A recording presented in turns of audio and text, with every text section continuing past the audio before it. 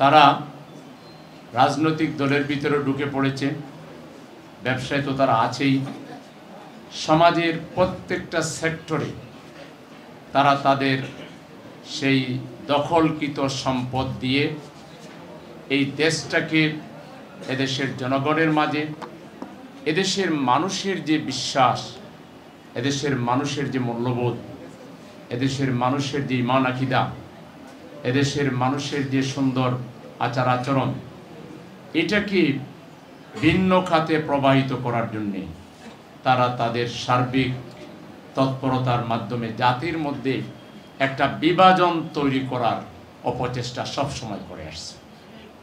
এদের যদি দেখেন খেয়াল করে, এই যে নানা ট্যাগ লাগানো হয়, নানা পলিটিক্যালি বিভিন্ন ব্যক্তি এবং বিভিন্ন গোষ্ঠী যেসব কথাবার্তা বলে, রাজনৈতিক দলের প্রধান কাজ হলো জনগণের মধ্যে ঐক্য তৈরি করবে, সম্প্রীতির ডাক দেবে।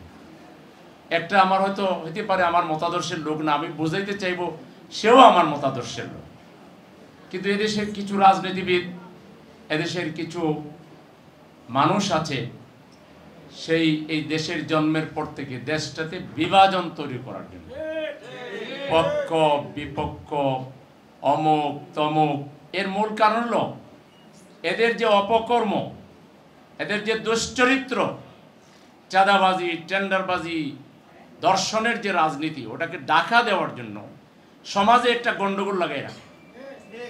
এই গন্ডগোল পার্টিগুলোকে, বিশৃঙ্খলা সৃষ্টিকারীদেরকে, সমাজের বিভ্রান্তি তৈরি করে যারা, এদেরকে চিহ্নিত করে ওই পতিত ফ্যাসিবাদীদের মতো এদের কবর বাংলার মাটিতে রচনা করে। এই বাংলাদেশের জনগণের স্বার্থের কথা না বলে, কি করবেন আগামী দিনে সেটা না বলে, শুধু মুখে মুখে সস্তা বলিয়া উড়াবেন, যা তা উল্টাবুল বকে যাবেন, পাগলের প্রলাপ বকবেন, আর এদেশের 18 কোটি মানুষ ঘুমিয়ে থাকবে, এটা মনে করবার কোনো কারণ নাই।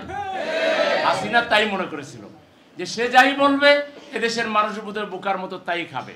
আমাদের ছাত্র সমাজ যখন ডাক দিয়েছে বৈষম্যের বিরুদ্ধে, ইনসাফের পক্ষে, অধিকারের পক্ষে, ছাত্ররা যখন ডাক দিয়েছে, তখন আবাল বৃদ্ধ বনিতা আমরা ঝাঁপিয়ে পড়ে তাকে 2 ঘন্টা সময়ও টিকবার মতো সাহস করে নাই। 2 ঘন্টার ভিতরে দেশ থেকে কেমনে পালাইতে হবে, একাধিক বাহন চেঞ্জ করে করে কোন রকম দাদার বাড়ি যায় আশ্রয় নিয়েছে। সুতরাং এদেশের জনগণকে কেউ যদি বোকা মনে করেন, আপনি 1 নাম্বার বোকা, এবং আপনার চাইতে বড় বোকা পৃথিবীতে আর কেউ নাই। কেন এখন আমার মানুষকে বাজারে গিয়ে সিন্ডিকেটের মুখোমুখি হতে হচ্ছে? কেন দ্রব্যমূল্যের দাম বেশি? কারা করেছেন? কারা এখন এত বড় স্পর্ধা চাঁদাবাজি করেন? যেসব দলে চাঁদাবাজ আছে, ওই দলের উচিত হলো এইসব লোককে রাজনৈতিক ক্রসফায়ারে দিয়ে দেওয়া। আমাদের দলে যদি একটা দেখাইতে পারেন, আমরা তাকে রাজনৈতিক কবর রচনা করে দিব। আমরা বুকে হাত দিয়ে বলছি, বাংলাদেশ জামাত ইসলামী, আমাদের দলে একটা চাঁদাবাজ হাজির করেন মিডিয়ার বাইরা অথবা কোন রাজনৈতিক দলের নেতারা, আমরা তাকে রাজনৈতিক কবর নিশ্চিহ্ন, তাকে রাজনৈতিকভাবে কবর না দেওয়া পর্যন্ত আমরা ঘুরে ফিরে যাব না। অন্যরা একই ঘোষণা দেন। নির্বাচন কমিশন সংস্কারের দায়িত্বে যারা আছেন তাদেরকে বলবো, এই প্রস্তাব আপনারা গ্রহণ করুন, এই প্রস্তাব নিয়ে পলিটিক্যাল পার্টির সাথে আলাপ করুন। সংখ্যাগরিষ্ঠ পার্টি যদি পিআরের পক্ষে থাকে, তাহলে 1টা 2টা 3টা পার্টি না থাকলে কি হলো?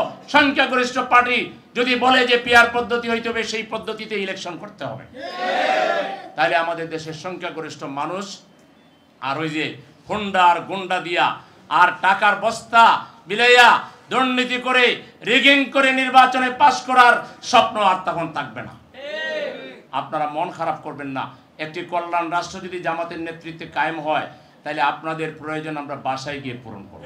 ওয়ার্ড কাউন্সিলের ক্যান্ডিডেট থেকে শুরু করে, ওয়ার্ড কাউন্সিলর থেকে শুরু করে এমপি পর্যন্ত যত নির্বাচন হয়, ইভেন ছোটখাটো মসজিদ কমিটি, বাজার কমিটি, বিভিন্ন সমিতির যে নির্বাচন হয়, এই নির্বাচনে ভালো মানুষদেরকে, সৎ মানুষদেরকে, আল্লাহওয়ালা মানুষদেরকে, পরকালের জবাবদিহির অনুভূতি যাদের আছে, যারা ঠকাবে না, চাঁদাবাজি করবে না, এরকম মানুষকে নেতৃত্বে বসানো ছাড়া বাংলাদেশের ভাগ্যের পরিবর্তন হওয়ার কোনো সুযোগ আমি দেখি না। ভাগ্যের পরিবর্তন আল্লাহই করেন, কিন্তু আল্লাহ করেন বান্দার চেষ্টার আলোকে। আমরা যদি সবাই চাই ভালো মানুষ, আল্লাহ তাআলা আমাদেরকে ভালো মানুষের নেতৃত্ব দিবেন ইনশাআল্লাহ। সেজন্য আমরা চাই কিনা ভালো মানুষের নেতৃত্ব? এজন্য নিজের আত্মীয় স্বজন, বন্ধু বান্ধব, পাড়া প্রতিবেশী সবাইকে আমরা বুঝাবো তো ইনশাআল্লাহ। সবাইকে বুঝাবেন যে আর খারাপ লোককে ভোট দেওয়া যাবে না, ঠিক আছে? আল্লাহ তাআলা আমাদের সবাইকে সহি বুঝ দান করুন।